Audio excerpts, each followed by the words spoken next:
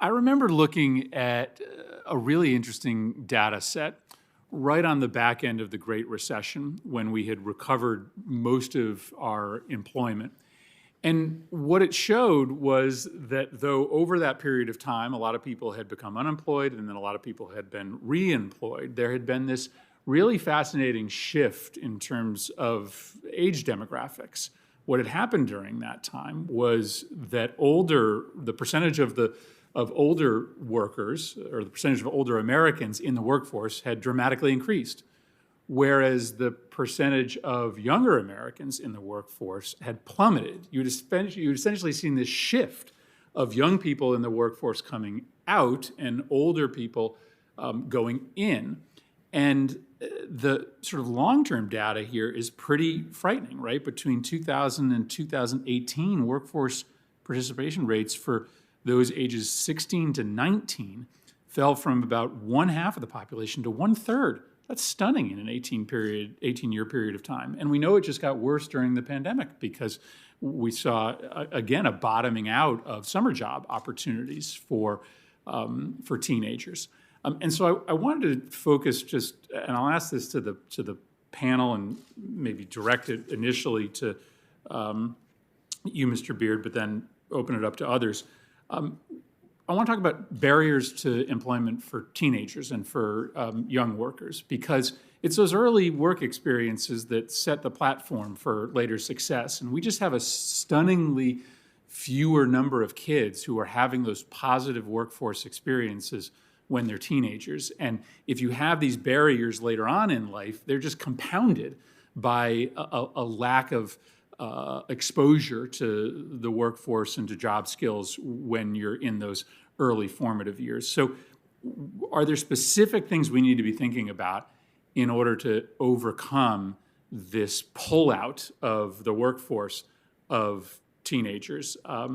Because it seems to me, given the data telling us something has happened very quickly to that population, we need to have a targeted policy to address those barriers. I think there are several things, Senator, and thank you for the question. The first is we need to start, obviously, in the school system and creating opportunity there. We've got some really good examples in Houston where our employers have partnered with the school districts and the community colleges to do pre-apprenticeship programs that then provide summer internships, at $13, $14 an hour, that create that culture. And it also has the employer's responsibility of working with the school system to actually ensure, to Senator Kane's point, they're developing the essential skills. I think the second one is Mayor Turner in Houston has advanced his Hire Houston Youth program, which really engages the business community to provide paid summer internships to youth in Houston. And then third, I think there are opportunities about how do we work with community-based organizations to support students as they get ready to go into internships during their school years. But then at the other point is how do we open up the funnel with employers once they've left the school districts to find pathways, which is a really difficult thing with Opportunity Youth because they've disconnected from the system. I'll let others respond. Sure. If I might, Senator, we are in the 7th year in Detroit of Grow Detroit's Young Talent, which is the city's summer youth employment program that the mayor launched when he took office. Every year, we place more than 8,000 young people into opportunities. We target 14 to 24-year-olds, so certainly covering the opportunity youth that Mr. Beard is referencing. These are essential skills jobs. These are jobs working in our fire cadets and with our police department and with community-based organizations.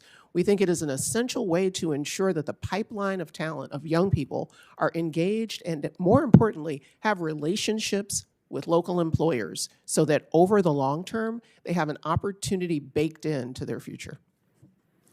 And I thank you for these responses.